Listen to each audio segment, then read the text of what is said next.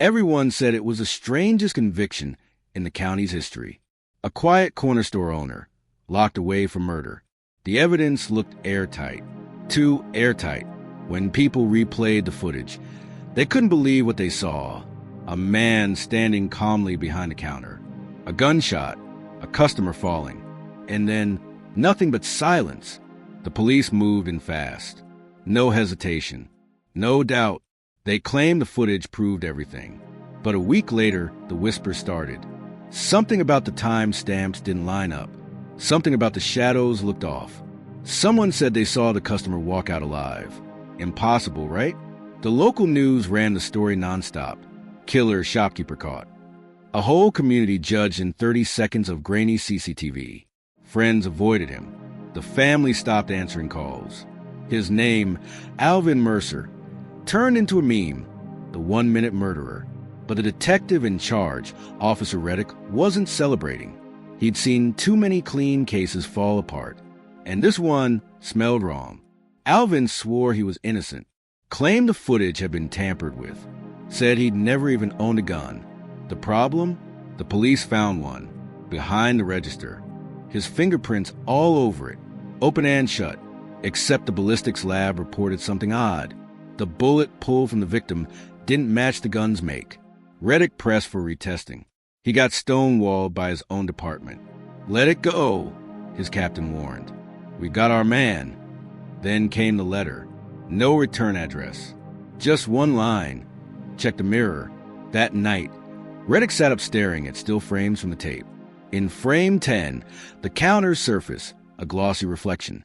In that reflection, a second person, standing just behind the camera, watching, not moving, not part of the scene. The timestamp in the corner flickered for half a second, glitching like a bad edit. Reddick froze. That wasn't a recording issue. Someone had cut and stitched this footage. But who? And why? Meanwhile, Alvin sat in county lockup, counting ceiling tiles, replaying that night in his head. The customer, Tommy Vale, had come in right before closing, nervous, sweating, mumbling about a deal gone bad. Alvin remembered setting down the cash drawer, hearing a car peel out in the parking lot, then a loud crack. Tommy dropped. Blood. The window shattered. But not from inside. From outside. Alvin ducked, dialed 911, and when he looked back, Tommy was gone. Alive or dead, he wasn't there anymore. The police arrived minutes later. Gun discovered. Frame-by-frame reconstruction done within hours. It looked too perfect, too conclusive, like someone had practiced making evidence look convincing. And that night, a new witness appeared, one who claimed to see Alvin shoot. The witness disappeared the next day. Reddick started asking the wrong questions. Why did security footage from the store skip for seconds right before the gunfire? Why did data show the same footage had been uploaded 17 minutes before the call came in? In a world of digital evidence, 17 minutes is an eternity. The timing proved the tape existed before the crime was even reported. Impossible unless someone planned to frame Alvin ahead of time. Then came an internal memo that blew everything open. Reddick leaked it to an independent hacker group known for exposing police corruption. The memo read, assets moved into position prior to trigger event. Maintain a plausible chain of custody. Who writes like that? Definitely not beat cops. Maybe federal. Maybe corporate. Someone above pay grade. Reddick found a name scrawled in the corner of one document. Draylen Dracor, a consultant specializing in evidence retrieval. He wasn't in any normal database. Reddick checked twice. He didn't exist 3 years ago. Meanwhile, outside the county jail, public opinion started shifting. True crime fans online dug through surveillance angles, noticing that whenever the supposed shot fired, every clock and frame jumped backward 1 second. Theories exploded. Time glitch, camera splice, deep fake. Hashtags trended. Hashtag free Alvin, hashtag frame job, hashtag mirrorman. Alvin's lawyer filed an emergency appeal, citing digital tampering. The judge denied it, saying digital evidence was unquestionable. Then, the morning of sentencing, the courthouse power went out just 5 seconds, long enough for security systems to reboot. When they came back on, the evidence database showed a new entry, alternate video, unverified source. The footage was clearer, crystal clarity, but it showed something no one expected. Alvin holding a loaf of bread, smiling at Tommy. Then, through the window, a flash of light, a red sedan across the street. The angle snapped mid-shot, and the same mysterious figure reflected again, wearing a police badge. The clip disappeared from the database 1 minute later, completely erased. But not before Reddick downloaded a copy to his phone. 24 hours later, Reddick's car was found abandoned under an overpass, engine still warm, driver's side door open. His phone? Missing. The sheriff's office issued a brief statement calling it a training oversight. But downtown, word spread fast. Reddick had been getting too close to something. A week later, Reddick's wife got a text from an unknown number. It was one sentence. He was right about the mirror. In jail, Alvin received an unmarked envelope during a mail call. Inside, no letter, no words. Just a single printed photo. The store counter from that night.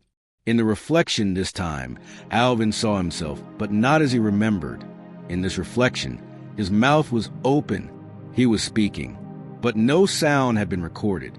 The reflection showed the words, "Run now." He barely dropped the photo before prison alarms blared. Wing C went into lockdown. 2 guards walked straight to his cell.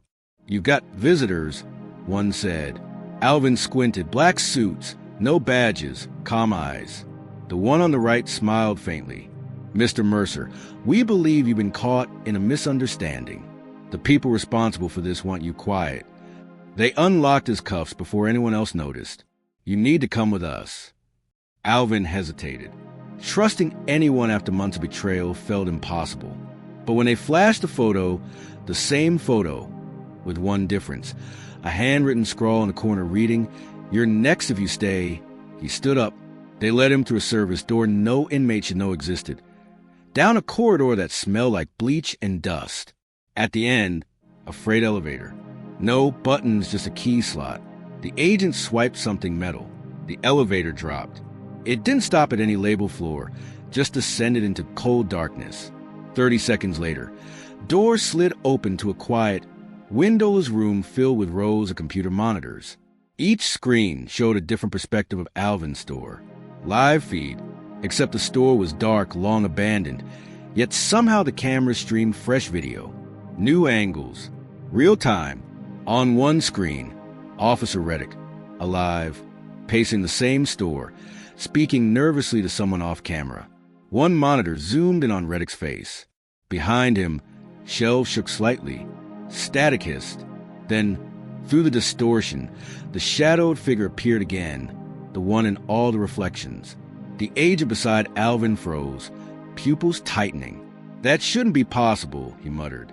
Another monitor flickered, displaying a line of text on loop. "Evidence isn't truth." The lights cut. Every monitor flashed white. Then a countdown began. 10, 9, 8.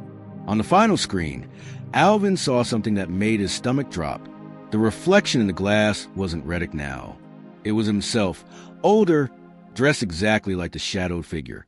3, 2, 1. The agents shouted for backup. The door locked itself. Static swallowed the air. And as the elevator lights stuttered back on, Alvin realized the most terrifying part. His fingerprints were subtly everywhere inside the hidden room. To the world above, it would look like he'd escaped, like a guilty man vanishing into the dark. The lights stuttered once, twice, then total black. Sirens blared. Every monitor in the underground room glowed white-hot and flashed that haunting phrase again. "Evidence isn't truth." Alvin's pulse pounded. He was standing inside the frame job itself, literally surrounded by the machinery that created fake crimes. Every breath echoed like a countdown. A sharp click behind him. The 2 agents were gone. Just gone. No footsteps. No sound. In their place, a laptop left glowing, a single file open. It was labeled Project Reflect. Alvin clicked. Rows of faces scrolled past. People falsely convicted. Dozens. Hundreds, each matched to generated visual composites. His own name sat near the bottom with the tag, "Prototype complete." A prototype of what? Then the room shuddered. Metal buckling. A distorted voice filled the speakers. "Mr. Mercer, do not leave the facility." Cameras spun toward him. But one monitor still showed something alive. Detective Reddick. Alive, breathing hard, whispering in a dark hallway. "Alvin," he rasped. "If you're seeing this, they built it to erase people. They turned guilt into code." The feed crackled. The reflection isn't just an image. It's an AI reconstruction. Synthetic guilt. Synthetic guilt. The words hit like a punch. Alvin finally understood. The reflection everyone saw, the second figure, was an algorithm trained to simulate crimes, created to give prosecutors visual proof of what might have happened, not what did. He wasn't framed by humans alone. He was framed by machine learning itself. He ran, sprinting through the flickering corridors as alarms screamed, walls flashing red, doors sealed one after another until only one exit remained. A maintenance tunnel lit by a pale blinking sign that read surface access.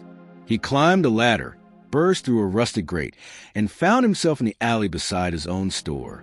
But the store didn't look abandoned anymore. Lights on, open sign glowing. Behind the counter, through dusty glass, he saw himself again, calm, smiling, handing change to a customer. Another false feed, another layer. The deeper truth he'd never escaped. He was still inside the simulation. A voice whispered from an unseen speaker. "The real Alvin Mercer died the night of the gunfire. You're just the reflection." The screens went dark. Silence. Then one glitch of text scrolled through the static. "End of entry. Project reflects status. Reactivating." Note: stay tuned for more real-life twists, digital deception, and justice redefined.